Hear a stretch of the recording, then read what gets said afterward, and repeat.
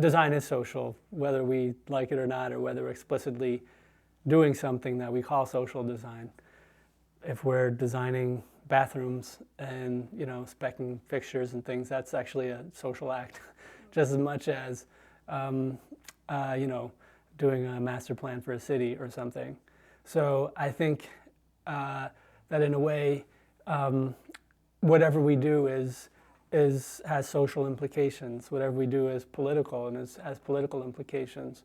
So we can choose to acknowledge that and be aware of it, and sort of be critical of the kind of design we do, and be aware of who it benefits and what it's for, or we can not. But I think whatever we do is going to have social and political implications no matter what. There's not an awareness that cities don't just fall from the sky, right? That that Cambridge just didn't fall from the sky looking like this. It's not inevitable. It's the product, all cities, all spaces are the product of decisions that people made using tools that people invented. Be a part of something, because it's tough to change things from afar. It's tough to, impossible to change things by yourself. And so it's really important to realize that, and to realize that if you really want to make change, it's slow, it takes a long time, it's difficult. Good design is, autonomous design is an idea I flat out reject.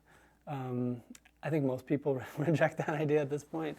But I think for me, good design is the product of a kind of muddling through, and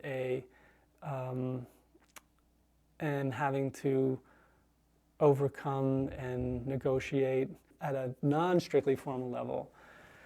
It also means having to acknowledge that cities are incredibly complex and contentious, that people have a lot of different needs, and people have different opinions about what counts as nice. People have different spatial needs, and you know, I think it's very important for us to not assume that, like, I think it's important for us to check our biases, and to check and be critical and scrutinize our own assumptions about what good architecture is, about what good design is. Change requires, you know, coalitions and time and a lot of hard work on the ground. We can be a resource though, right? Because we do have a certain amount of expertise. We understand zoning and land use and how to make, and building and public space and sort of what works and what doesn't. And you know, I think so I think that in a way it's about finding a good role for us where our expertise is needed by somebody who's trying to do something good. And my point is that calling us all social designers is maybe just a conversation not great. That maybe we should call ourselves, you know, public interest design or something like that.